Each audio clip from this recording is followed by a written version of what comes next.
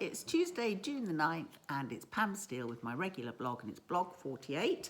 And yeah, we're going to be looking today at how important it is to really successfully manage our changes within our life if we want to achieve our goals.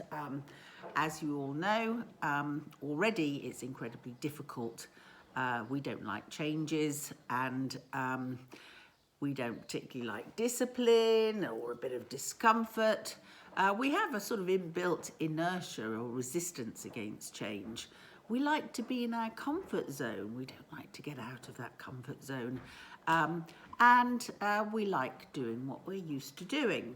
So that's why we're going to look at the cycle of change. So we start off with contemplation. That's the easy bit. Thinking about how the change can happen, and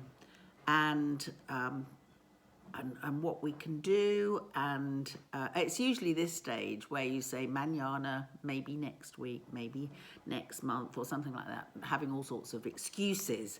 But then we move from contemplation to that decision, making the decision, and that's rather exciting.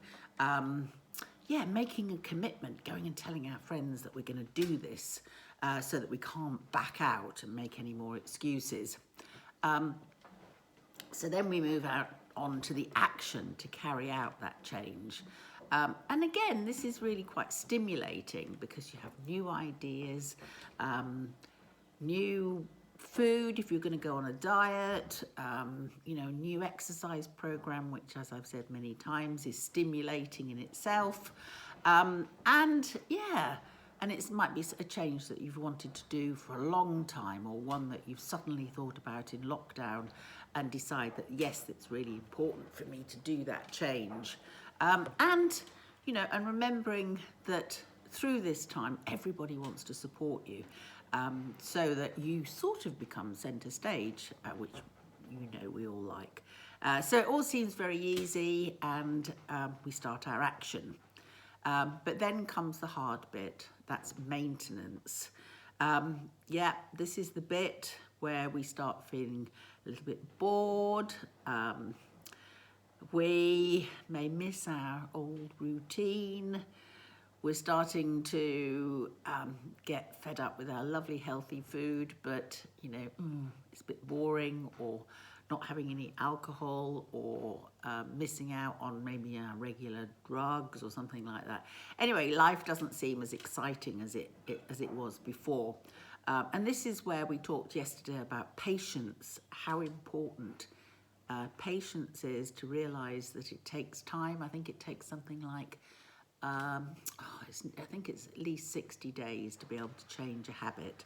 So we really need that patience and effort during that period of maintenance.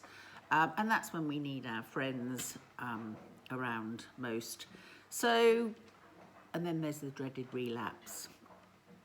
This is when our friends have sort of dropped out. They think that we can manage by ourselves, and we're totally bored with the new routine. But then sometimes we re-energize ourselves and say, come on, let's do it again.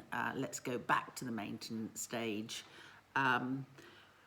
But I think in all of these changes, support is the absolute key to everything. So you do need to have people around you who are really, really interested, not just a passing fantasy, but are really interested in you making that change. I mean, that's why people who start healthy routines quite often join a club, or people who, who reduce their alcohol or their drugs, they join a group as well. So that support is really, really important to do that. And so again, revert to if you want to read a little bit more about this, to chapter 10 in my book, which is downloadable from my website, crisisadvice.co.uk. And it's called Grit, Not Shit, and it's about increasing our resilience so that we can have a happier, healthier and longer life.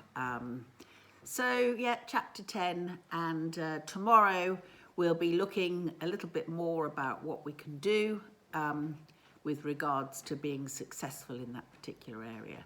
So please, if you like this particular blog, then please share it as much as you can. We're getting a good following of people. We'd love to have more. And yeah, and for those people who are new to joining us, then please look back on my previous blogs, or if you want just a summary, there's blogs 20, 30 and 40 for reviews of the previous 10 blogs. Anyway, have a great day and see you all tomorrow. Bye.